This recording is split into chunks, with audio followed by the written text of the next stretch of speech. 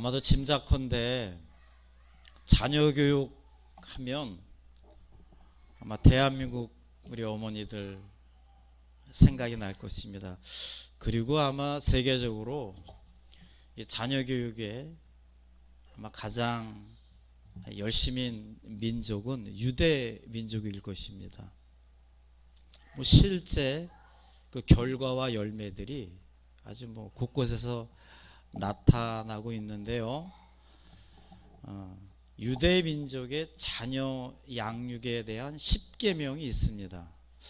우리 부모님들인데요. 저도 그렇고 한 번쯤 읽어보면 아마 자녀 교육에 도움이 될 것입니다.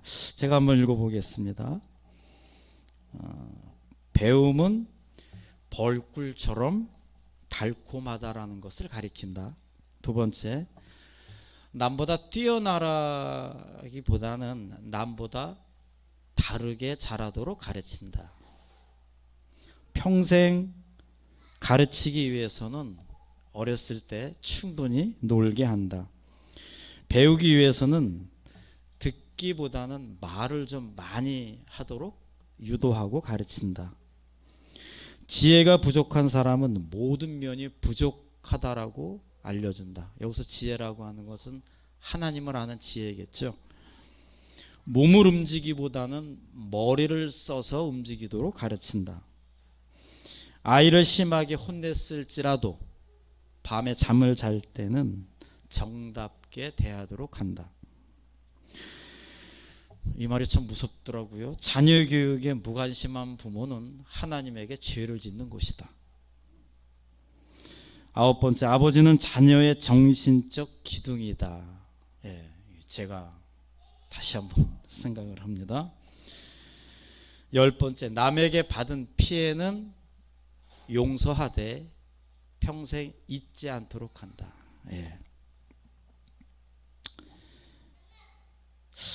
유대민족은 왜 이렇게 자녀 교육에 열심일까요?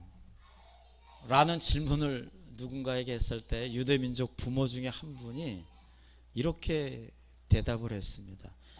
행복은, 자녀가 행복한 것은 부모가 가르칠 수는 없다. 그러나 자녀들이 불행하는 것은 부모가 막을 수는 있다라는 말로 대답을 했습니다. 그러면서 유대민족들은 항상 세 가지를 중점으로 생각한다라고 합니다.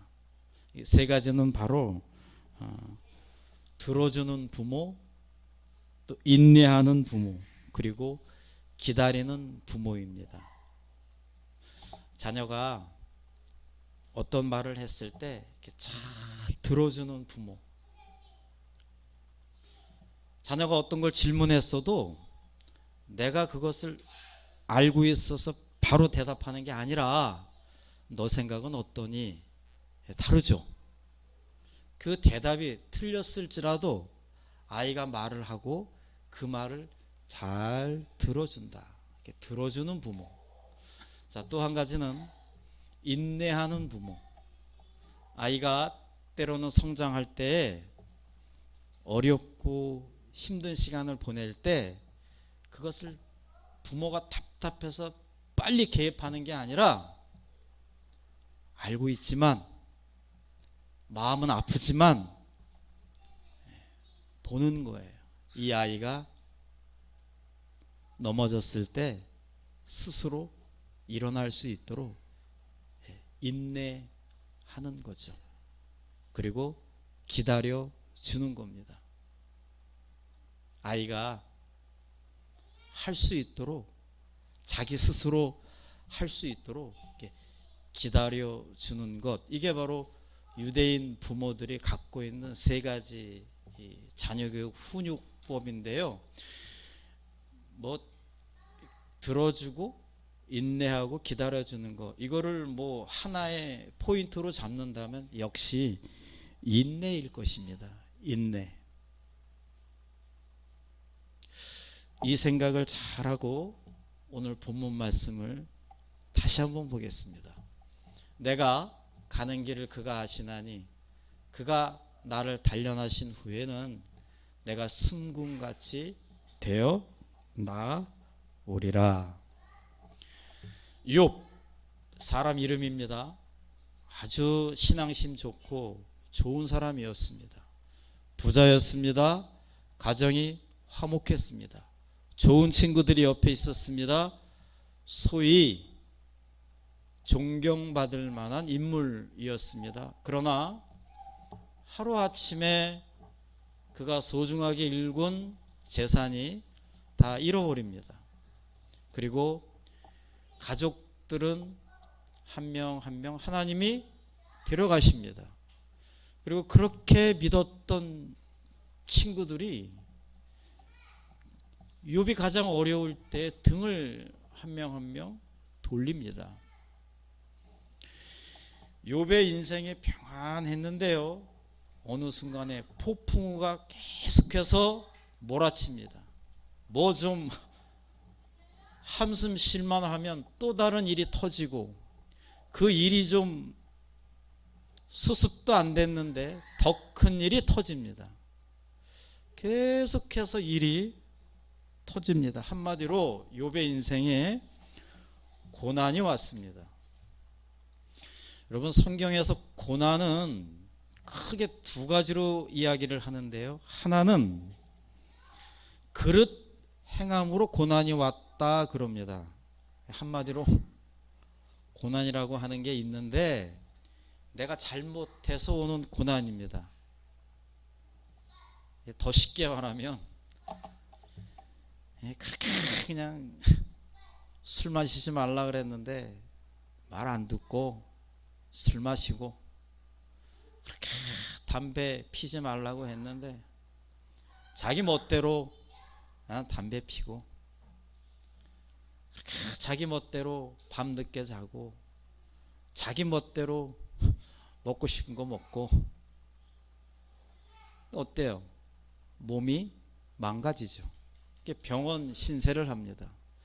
그리고 목사님께 기도해 달라 그럽니다. 어떤 기도를 해야 할까요? 제가 기독 의료원 가는 걸 너무 싫어합니다. 가면 거기 장로님이 그래도 고맙게도 제가 목사라고 참 극진히 대접을 해주시는데, 모든 말씀은 저에게 위로가 되는 말씀인데 딱 한 말씀, 당뇨 관리를 잘 못하십니다, 이렇게 야단을 치십니다. 먹을 거를 조심하세요. 당뇨 수치가 높아졌습니다. 아주 아버지처럼 따끔하게 혼을 내십니다. 제가 압니다. 이걸 먹으면 안 돼요.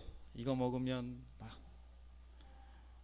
제 아내 눈이 아내가 내 앞에서 왔다 갔다 하고 또 잔소리 들을 텐데, 또 이것도 몇 달 있다가 병원에 가면 또 장로님 나한테 또 한 소리 하실 텐데 이걸 먹지 말아야 돼요.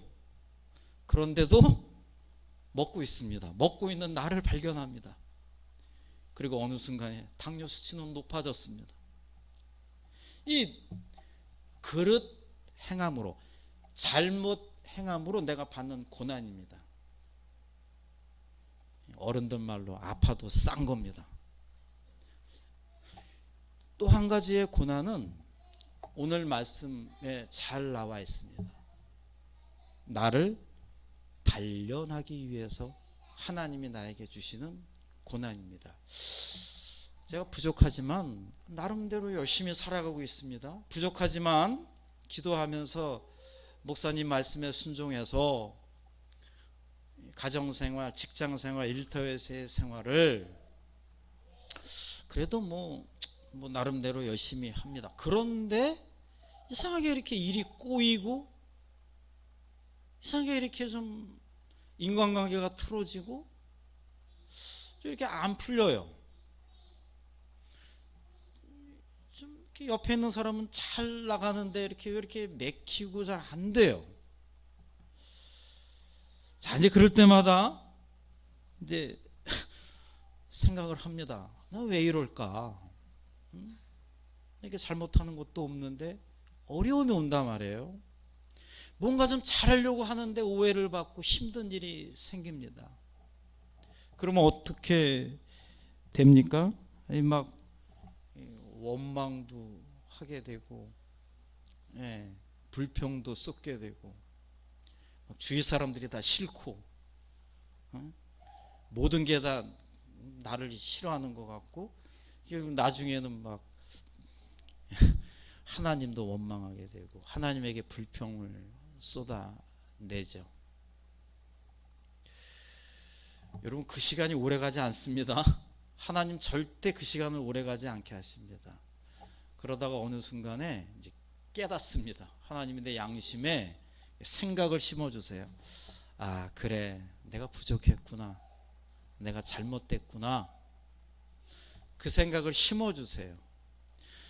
문제가 발생이 되고, 아, 이게 잘못됐구나, 하나님이 다 생각이 있으셔서 나에게 이렇게 해주셨구나, 그런 깨달음을 주세요. 안 좋은 상황과 깨닫는 그 상황, 요 사이에 갭에 필요한 게 바로 인내입니다. 그래서 인내를 잘한 사람은 요거를 잘 깨닫고 이겨내는 거고, 인내를 못하고 쉽게 포기하고 쉽게 절망하고 쉽게 주저앉는 사람은, 그 인생은 제가 말씀 안 드려도 그 결과는 뻔할 것입니다. 요 인내하는 것, 이것을 오늘 성경에서는 단련이다라고 이야기하고 있습니다. 여기서 단자라고 하는 것은 쇠를 불에다가 넣고 어떤 모양을 만들기 위해서 아주 강한 불에 쇠를 집어넣는 겁니다. 련자라고 하는 것은 거기서 쇠를 끄집어내서 이 쇠를 단단하게 하기 위해서 또 다른 강한 쇠로 이것을 계속해서 두드리는 겁니다. 꽝꽝 되면서. 제가 한때 한국에서 이 철공소에 알바를 한 적이 있습니다. 방학 때. 전 놀랬습니다. 그 뜨거운 발에 땀을 뻘뻘 흘면서 일하시는 전 옆에서 도와줬으니까 그거를 끄집어내서 계속 때립니다. 그래서 제가 왜 이렇게 때리냐고, 쇠를. 그 일하시는 분이 그렇게 때리시면서 맞으면 맞을수록 이 쇠는 더 어떻게 될까요? 강해집니다.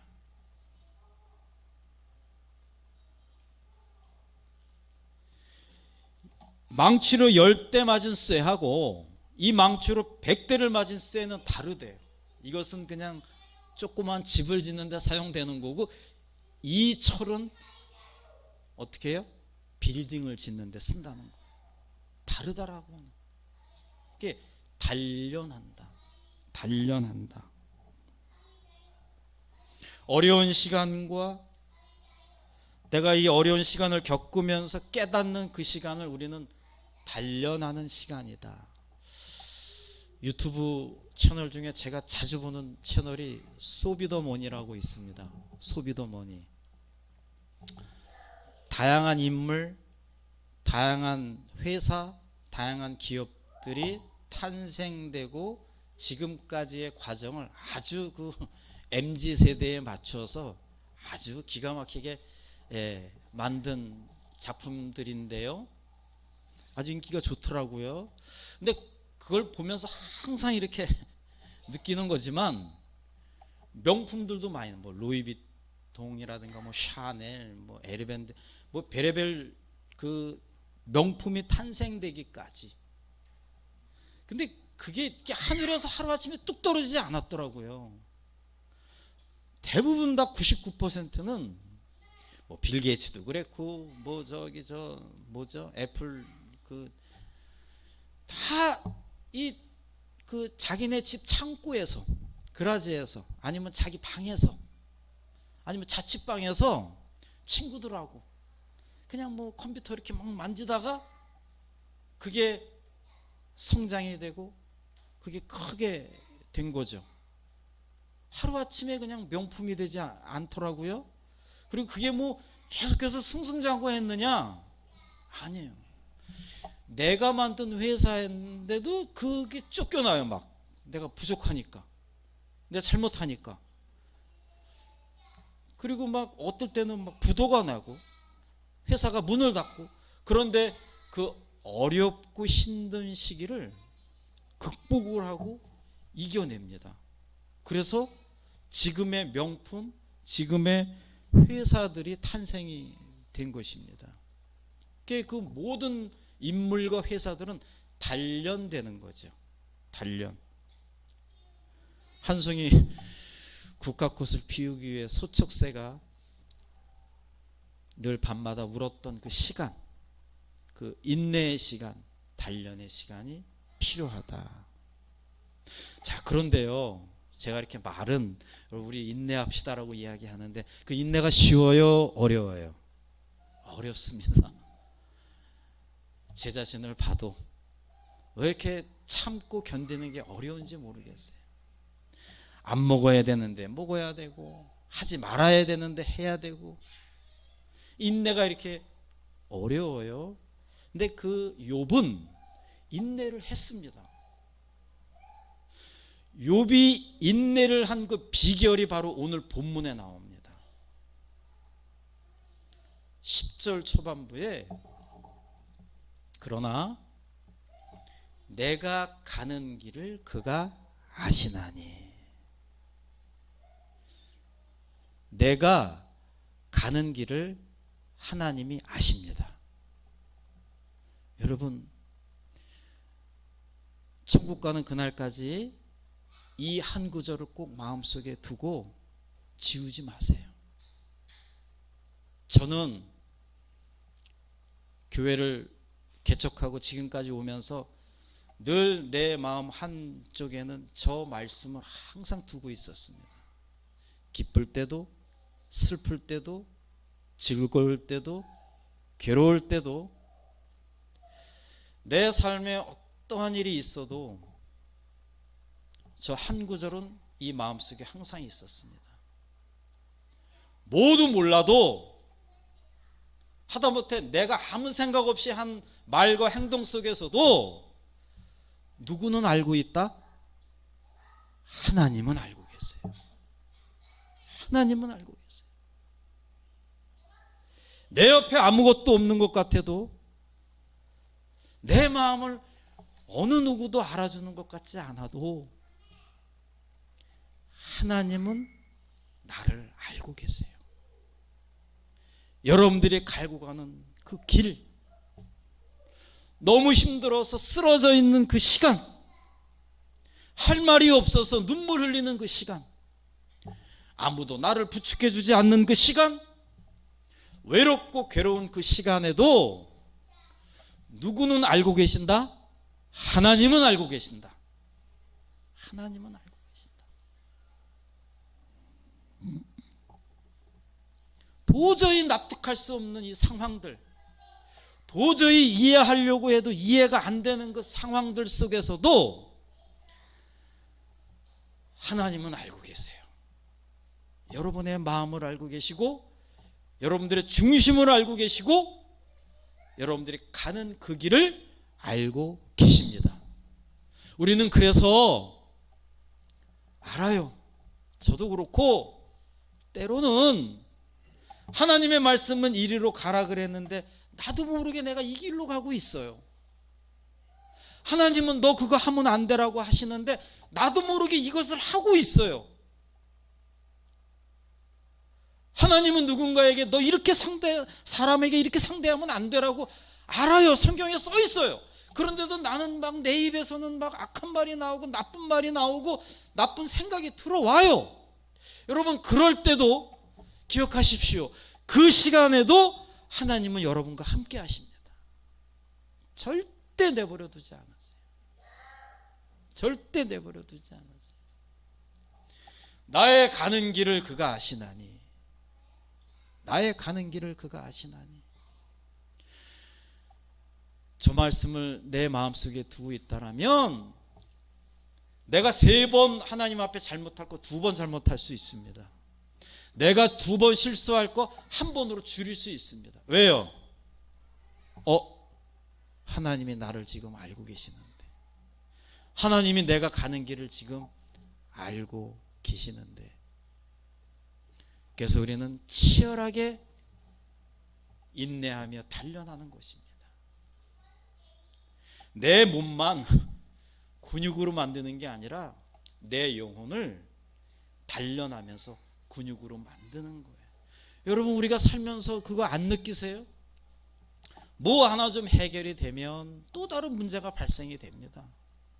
뭐 좀 아내와 남편하고 좀 관계가 좋아지면 어느 순간 자녀들이 말썽을 피워요. 뭐 좀 자녀들이 좀 말 잘 들으면 또 아내나 남편이 또 트러블이 생기고, 뭐 좀 가정이 평안하다 싶으면 내 인간관계가 좀 틀어지고, 모든 게 좀 평안하다 싶으면 내 일터에서의 또 문제들이 생기고, 인생은 끊임없이 에덴 동산 이후에 항상 문제덩어리고 고난과 고난이 있습니다. 여러분, 그 모든 것들은 그냥 욥의 고백처럼 나를 단련시키는 시간이다라고 생각하시기를 바랍니다. 아이고, 하나님이 또 나를 또 강하게 만드시는구나, 나를 단련시키시는구나, 나를 또 망치로 때리시는구나, 그냥 그렇게 생각하세요. 누구한테 불평할 것도 없고 누구 원망할 것도 없고, 그저 하나님이 나를 사랑하셔서 나를 연단시키시는 거구나 라고 생각하시기를 바랍니다. 예수님이 이 땅에 오셨을 때 동방박사 세 사람이 예수님, 그 아기 예수님에게 선물을 드리려고 세 가지 선물을 가지고 왔습니다. 황금과 유황과 몰약입니다. 그 중에서 몰약은요, 사람이 죽었을 때 그 시체에 그 악취가 나잖아요. 근데 그 몰약을 뿌리면 악취가 사라지고 아주 좋은 향기가 나는 아주 귀한 향료입니다. 그런데 이 몰약이 귀한 향료가 되기 위해서는 그 과정이 필요해요. 이게 아랍어로 무르라고 하는데, 이 무르라고 하는 뜻이 아주 고약한 냄새가 난다라는 뜻입니다. 그러니까 이 몰약은요, 이 가시나무에서 채취를 합니다. 이것을 채취하는 것을 여러 가지 과정을 거쳐야 향기로운 향료가 되는 것입니다. 만약에 그 과정 거치지 않으면 이건 그냥 고약한 냄새가 나는 하나의 액체일 뿐입니다. 그러나 이게 사람의 손을 거치고 기술자의 손을 거쳤을 때 사람에게 꼭 필요한 향료가 되는 것입니다. 그래서 그 향료를 예수님에게 선물로 드리지 않습니까? 사랑하는 성도 여러분, 혹시 요즘 어려운 시간들을 보내고 계시는 분들이 있다라면, 이 시간은 그저 헛된 시간이 아니고 불평의 시간이 아니고 원망의 시간이 아니고 하나님이 나를 인내하기 위해서 연단시키시는구나 라고 생각을 하시기 바랍니다. 혹시나 죽음의 골짜기를 걷는 분이 계십니까? 혹시 당장 내일을 걱정거리가 있는 분도 계십니까? 문제가 생겼는데 이 문제가 한 달이 돼도 1년이 돼도 20년이 돼도 안 풀릴 수도 있습니다. 저는 20년 넘게 기도했는데 아직까지도 기도 응답을 받지 못한 것이 있어요. 아직까지도. 그러나 저는 포기하지 않습니다. 여전히 기도합니다. 왜요? 내가 아직 부족함을 하나님이 아시니까 더 나를 연단시키시는 거죠. 그 연단의 시간, 그 연단의 시간을 이길 수 있는 방법은 오늘 욥의 고백처럼 내가 가는 길을 그가 아시나니, 여러분들이 평탄한 길을 가든 꽃길을 가든 자갈밭을 가든 진흙탕 길을 가든 한 걸음 들어가면 한 걸음 떼기가 너무 힘든 그 길을 가든 그 길을 누가 아신다고요? 하나님이 알고 계십니다. 그 하나님이 여러분과 함께 할 것이고 그 하나님이 늘 여러분들을 인도할 것입니다. 그분만이 여러분들을 잘 알고 계실 것입니다. 그 하나님을 신뢰하며 오늘도 내일도 어려운 일이 있더라도 힘있게 능력의 삶을 살아가는 우리 모두가 되시기를 간절히 축원합니다. 기도하겠습니다.